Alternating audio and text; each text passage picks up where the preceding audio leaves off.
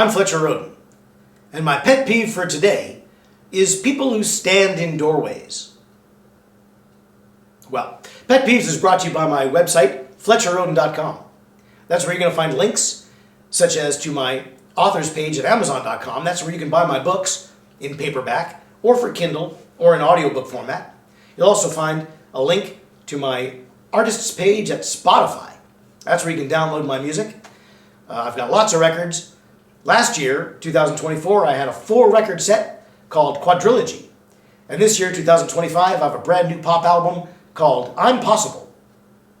Now you can download those or my other records at Spotify or at any of your favorite download sites all across the internet. Wherever you like to download your favorite music, you can download mine. But at my website, FletcherRhoden.com, there's free music that you can only get there. So, check it out. Okay, today's pet peeve. Pet peeves are interesting, aren't they? We all have them. Sometimes they're cultural, oftentimes. Sometimes they're particular.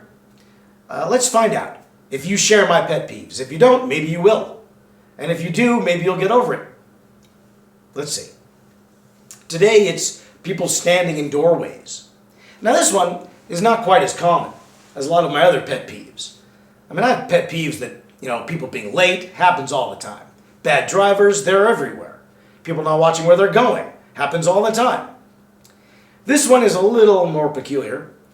It's people standing in doorways. But it happens. It happens, for example, in front of restaurants.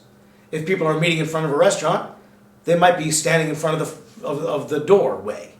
And then here comes their friend. Oh, hi, how are you? Good, we're all going to meet for dinner, isn't this nice? But wait, our third party isn't here yet, so we'll just wait. The problem is, then there's traffic coming in and out of the door. It's a doorway where foot traffic happens. People enter, they exit. One of my pet peeves, as you may know if you know this show, is I don't like it when people enter a structure at the same time someone is exiting it. Let the person exit first. Never enter in front of someone who's trying to exit. It gets rude. And it's nonsensical. Along the same lines is people hovering in front of a doorway. The doorway is for use. Now, there are places that are for use where you're standing waiting to be met. Like the sidewalk. Being mindful enough not to be blocking the whole sidewalk to let people pass. Or you can wait you can wait inside the restaurant. But don't make the mistake of walking into the restaurant and standing on the other side of the front doors, there to have your chat. That happened to me once. Walked into a restaurant, there are 2 Irish guys talking to each other on each side of the doorway. They both were twice my height, and they just didn't care. And they were blocking the door. And the only way to get through them was to push my way between them. And I looked at them and I said, "What? Could you excuse me?" And they said, "Go ahead." And they just stood there talking. I was like, "Well, could you move?" And they said, "Why?" "Go ahead in." And I said, "Well, the thing is, I'm superstitious. And it's bad luck to walk in between 2 people who are having a conversation. And I don't want to have bad luck. So could you humor me and go stand over there in the corner of the waiting area of the restaurant, or over there in the waiting area of the restaurant, or sit over there at the table in the waiting area of the restaurant, or go sit over there at the bar in the waiting area of the restaurant, or get a table and sit at the table at the other end of the restaurant, or stand next to the cash register, or any other place than in front of the front door, where people don't want to have to look at you and get in the middle of your mess." Now, for some reason, these guys got upset.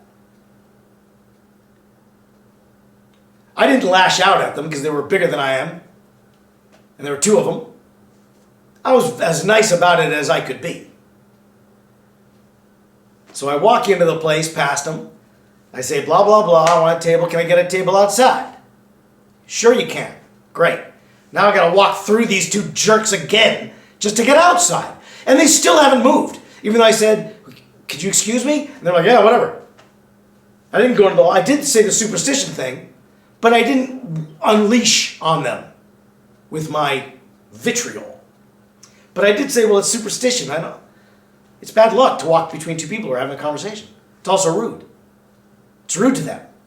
If you're having a conversation with someone and someone pushed their way through you, you'd say, well, can you go around? But of course then, if you were that courteous, you wouldn't have been standing in front of the front door of a restaurant. But it also happens in front of office buildings. You know? It'll happen in front of convenience stores, where people step out of the convenience store, crack open their soda, eat their beef stick, light their cigarette, do whatever. Get out of my way. I want to get into the place to buy whatever it is I'm here to buy. People who block front doorways. It doesn't happen often, but when it happens, it's incredibly rude. Don't ever do that. Move away from the doorway when you're having a conversation. And certainly don't take umbrage to people who want to be able to walk through the doorway unencumbered. That's what the doorway's for, walking through. Not standing by. Not blocking. You're not the guard, you're not the royal guard in front of Buckingham Palace. Now, a lot of people would say, well, that's getting pretty persnickety there. I mean, what difference does it make? So you walk through, you're not really superstitious. What does it matter? It matters because it's rude. Because it shows that you don't care about anybody but yourself. It shows that you'll stand where you want and block other people's egress, and you don't care. It's just like talking in a movie theater or in a rock concert. It's like not looking where you're going. Why don't you have some consideration for the other guy? How has our society become such a museum of rudeness and callous, selfish lack of consideration? I don't get it. We're all busy. We all got places to go. We all got conversations to have. Doesn't mean you got to block a doorway and then get mad at the little guy who wants to use the doorway to walk through, which is what it's for. Is it called a conversation nook? No. You know what is called a conversation nook? A conversation nook. You know what's a good place to wait? In the waiting room. Not in the doorway. In the room. In the room. In it. Not right in front of the point at which you exit. Go into the room if you're going to be in it. Don't stand in the doorway. Go to the corner. Go to the middle. Go to the side. Go to the back. Go anywhere. Go to the front if it's to the side of the doorway. But don't block the doorway. It's rude. It's selfish. It's annoying. Now, maybe, are you one of those people who never thought about it? Well, maybe now you'll give it some thought. Maybe now you'll realize that a doorway has a purpose, and it's not for you to stand in front of.